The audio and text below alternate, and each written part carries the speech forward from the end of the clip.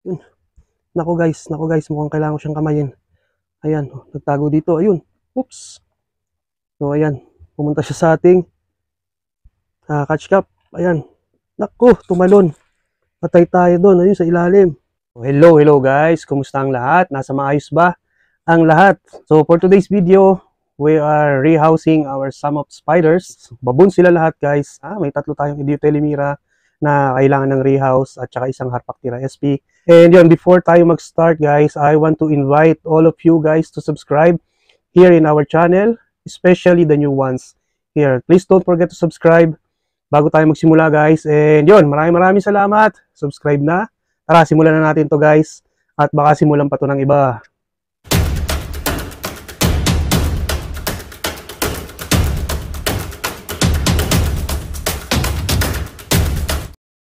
So ayun na nga, ito yung ating mga i-rehouse guys. So yung mga Idiotelemira natin na female, ayan, sorry.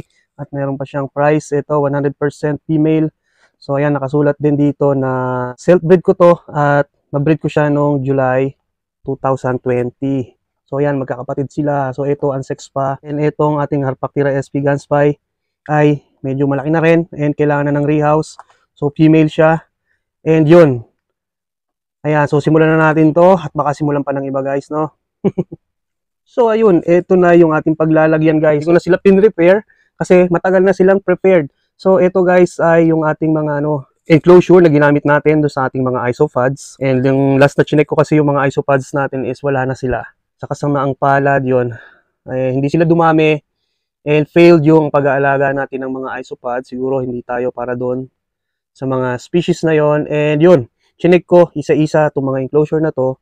Okay naman yung substrate, nga lang andun syempre yung mga maliliit na shells ng ating mga isopods, pero hindi naman siguro harmful yon dito para sa ating mga gagamba kasi okay naman yung lupa. And ayan, so ililipat natin dito. So para hindi na tayo matagalan, no, dito ko na lang ilalagay itong ating mga ayan, chinek ko yan isa-isa, okay naman. Meron pang mga sphagnum moss. Ayan. So ayan, sa mga hindi nakakaalam kasi, itong ating mga Idiotelemira ay siya, tawag dito, mga trapdoor sila. So gumagawa sila ng burrow and naggagawa din sila ng mga trapdoor dito sa kanilang mga substrate. So yan, siguro dagdagan na lang natin ng konting substrate ito para yan, kung makapaggawa man sila ng trapdoor dyan is maganda-ganda kasi medyo malalim-lalim yung kanyang paghuhukayan, yung paggagawa niya ng tunnel. So ayun guys, no, dagdagan natin ng substrate.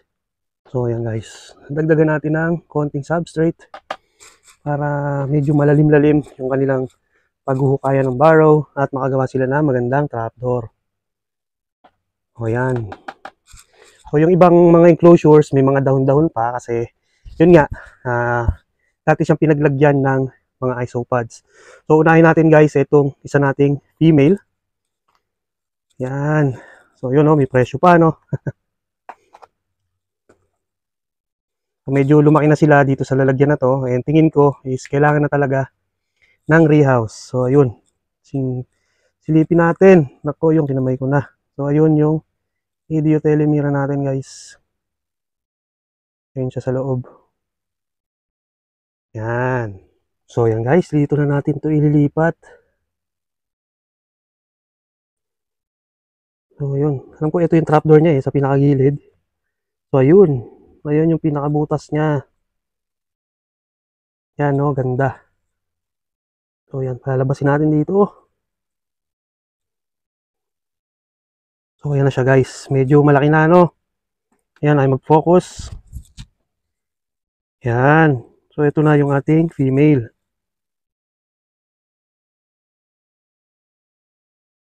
Ayun, no. Yan. So medyo napansin ko, no, medyo dark yung kulay niya guys, no. Siguro dahil malapit na siya mag-pre-molt o pre-molt na nga siya siguro. Kaya ganon.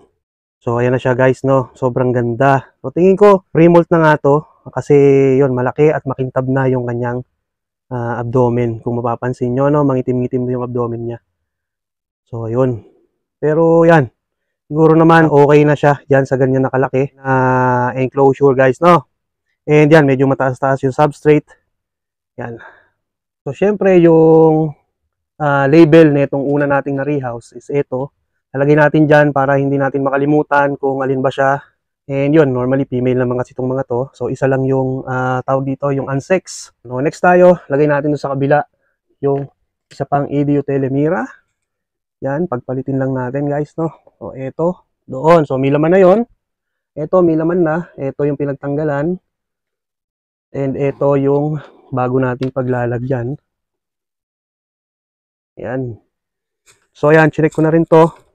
Okay naman, malinis naman guys yung mga ano niya, yung cork bark. So pwede natin gamitin tong cork bark. And ayan, chinek ko, okay din naman yung substrate. Lang talaga, naubos lang talaga yung mga isopads. Hindi ko alam bakit sila na-deads. So yan, so isama na natin itong cork bark dito. So bahala na sila, o bahala na siya kung paano niya gagawin yung kanyang trapdoor, no?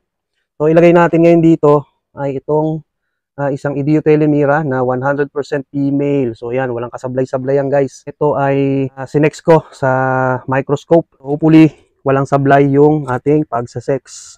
Yan, kasi iba ang bentahan dito guys kapag unsex sa nasex na. Ito talaga mukha ng female. Oh, ayan oh. Tignan nyo guys, no? Ganda na, no? Oh, grabe. Oh. So yan yung blue foot baboon. Kung di ako nagkakamali, no? Blue foot baboon. EDU Telemira. So, sobrang ganda nila. So, siguro, mas maganda kung isama ko na lang itong substrate niya dito sa dito sa ating paglilipatan, ano? Yan. So, yan. Palakarin na lang natin dito. Yan. Yun. Oh, nagpupumilit siyang bumalik. Yan. So, kaya isasama ko na lang itong kanyang substrate guys, no, para hindi siya manibago. And yan, dyan na lang din ulit siya magtatago. So ito, hindi ko siya nakikitaan ng pagiging pre-mold guys, no. So sobrang kinis ng kanyang ayun, lumabas. Uy, ayan, lalabas siya. So ayan, sobrang kinis. Ang kinis-kinis niya guys. Sobrang ganda. Ayan. So yan, sama natin dito yung kanyang pinagpalitan o yung kanyang lumang substrate. Yan, para hindi siya manibago. And yun, lagay natin siya dito, banda sa gitna. Ay! Wow! Bolty-bolty ka pala, ha? Uy! Huwag mo akong tatakasan. Kakamayin na kita. Yun. Nako guys, mukhang kailangan ko siyang kamayin. Ayan, nagtago dito. Ayun. Oops. So, ayan. Pumunta siya sa ating catch cup. Ayan. Nako, tumalon. Patay tayo doon. Ayun, sa ilalim. Ayan. Nako guys, muntik na ako matakasan. Ayan, no. Kinamay ko na. Muntik nang sumuot doon sa ilalim mo. Ayan, no. Kulit. Ang kulit niya guys. Kaya, tatakpan ko na. At baka, ayun. Yun. Oh, muntik na. Pinakasan ako guys, sumuot siya doon sa ilalim, doon sa ilalim. So sinungkit ko pa. And yun, mabuti na lang tumakbo siya pabalik, kaya nakuha ko ulit. O yan, medyo bolty pala to. Actually, hindi naman mabilis eh. Medyo marami lang akong gamit dito sa baba na kailangan kong alisin. Kaya medyo lumayo-layo siya. So ayan, so dito ko lagay ulit yung kanyang, yung kanyang label para pag nilabel na natin is hindi natin siya makakalimutan. O yan. So nakadalawa na tayo, pinagpawisan ako doon guys. Okay, so next natin yung isa pang EDU Telemira. So pare-pareho yung kanilang setup at yung kanilang lalagyan. Yan. So tingin ko okay din to sa kanya. Yan. Malinis naman, maano lang, may mga dahon. So yan. So pag yan na yung paggagawa niya ng kanyang trapdoor. So check natin to after natin ma-iriyaw siya mga ilang araw. Tingnan natin kung maganda ba yung trapdoor na ginawa nila. So yun, so next natin ito. Ito ay unsex. Pero malaki na rin. Pero guys, sa tingin ko, female din to, no? Kasi normally, yung mga ganitong kalaki kapag nag-molt at siya ay lalaki, normally na rin yan eh, nagmamatured na yung ganito kalaki. Hindi kasi malaking gagamba or dwarf kasi itong mga to. Kaya yan, kaya ako nasabi na female siya. Yan, kasi nga, medyo lumaki na yung size niya para sa isang male. Ganda, no? So, yan yung ating mga baboon. So, yan, lagay natin dito. So, tingnan nyo, oh, yan, oh, naguhukay siya. Yan. Hilig magkutkot. So, yan, kasi nga, trapdoor sila. Pero, wala naman siyang ginawang trapdoor dito. Yan, ganyan, inano niya lang yan. Hinukay-hukay. So, isasama ko na lang din yung substrate niya kasi okay pa naman. Para, yan. Yan na yung pagsimulan niya ng kanyang trapdoor. Yan. O, para hindi din sayang yung ano, yung lupa, no?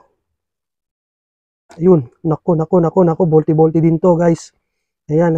Tumak mo na sa kamay ko. So, wala akong choice kundi hawakan siya.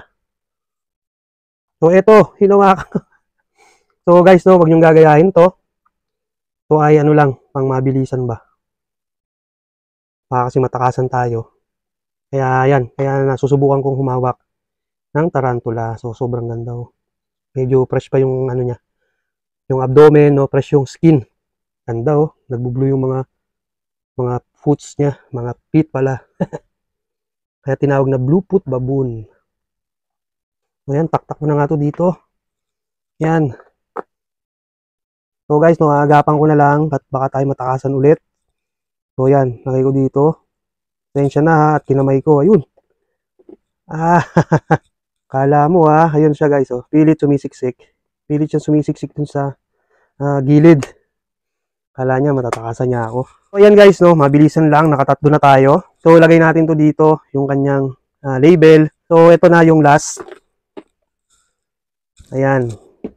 So, ito yung last. Dito natin ilalagay ngayon. Mas malaki pala ito, itong ating Harpactira SP Gansby. Compare dun sa ating mga Idiotelemira. So, yan. Medyo iba tong lalagyan na to. Pero, halos parehas lang din naman. And yung substrate. So, tingnan natin. Hindi ko alam kung paano mag-borrow to. At di ko alam kung paano siya gumawa, kung trapdoor din ba, paano siya gumawa ng mga hide. So, yun. No. Dito natin siya lalagay, guys, no? So, pasensya na kayo at medyo madilim-dilim dito. Di ko alam kung kulang pa tayo sa lighting or sadyang gabi lang talaga. Kasi gabi na dito, guys, no? Alas 9 na yata ng gabi. So, eto na. Yan, no? So, since sling siya, dito na siya nakalagay. So, actually, dalawa sila dati. Meron pang isang partner to. Kaso namatay yata, hindi ko na matandaan. So ayun, no. So, need na rin talaga natin siyang i-rehouse. Kasi bukod sa medyo sikip na siya dito, ano na, ayan, medyo may dumi-dumi. So mga pinagtapunan niya, mga tirang pagkain, yan. So yan, dahan-dahan lang natin dito. Yan. Mukha namang hindi siya pre-mold. So one of these days, guys, no, pakakainin natin sila. Kasi medyo doon sa last video natin, medyo nabitin ako, guys, doon sa ating feeding na ginawa. So, ayan yung ating gagamba. Ganda, no? So, ayun nga, sabi ko, medyo nabitin ako doon sa ating feeding na ginawa nung nakaraan. Kaya, so, siguro next video natin is feeding ulit. Basta, bahala na. Tingnan na lang natin, no? Kung ano yung mga magagawa natin sa next videos. Pala, nakalimutan ko pala yung water dish. So, lalagyan natin ng water dish tong isa na to. So, ayan. So, lagyan natin dito ng water dish. So, parang maamo siya, no? Tinatakbo eh. Ganda. So, ayan, meron siyang paliguan o swimming pool. Swimming pool. Para sa ating Harpactira SP Gansby. So, ayan. So, actually, guys, no, medyo marami pa tayong dito eh. Medyo marami pa tayong mga i-rehouse. Pakita ko sa inyo yung isang example nung i-rehouse pa natin sa mga susunod na araw. So, ayan. Close ko muna dahil baka i-close pa to ng iba. So, itong mga lalagyan na to, ayan, itatapon na natin to. So, mamaya ko nalalagyan ng label itong ating mga gagamba na to. So, ito, guys, yung isang example ng dapat nating i-rehouse. Yan, yung ating Chilobrachys SP Laos or Laos. Yan, so medyo malaki na siya para dito sa lalagyan na to. So, silipin natin. At talagang, ayan, oh, di ba? Kawawa naman. Medyo sikip na talaga siya. Ang bilis lumaki eh. So, need natin to i-rehouse one of these days. I-rehouse natin siya, okay? At bago natin tapusin, guys, itong video na to, gusto ko munang i-shout out itong ating mga kaibigan na si Sir Aldwin Howell Shaw. Yan, so watching daw siya from Jimenez, Misamis Occidental, Philippines. Yun, no, layo nun ah. Ako sa Cavite kasi ako eh. At yun, shout out at hello kay Mac Gerald de Dios Biado. So yun guys, no, grabe, pinagpawisan ako doon. Muntik na ako matakbuhan ng ating isang Idio Telemira. Grabe, sumuot pa ako doon sa ilalim para lang makuha ko siya, and mabuti na lang hindi siya sumuot sa pinakasulok nitong ating kasi ang daming gamit dito guys. So yun guys, maraming salamat. So natapos na naman ang isa nating video ngayong araw na to. Gusto ko mag-thank you sa inyo sa suporta nyo and sa mga bagong subscribers natin. Maraming salamat. Sana patuloy nyo akong suportahan para mas lumago pa itong ating channel. And yun, para sa mga hindi pa nakapag-subscribe ulitin ko, please don't forget to subscribe. And yun, maraming salamat. God bless you all guys. Bye-bye. Ingat kayong lahat.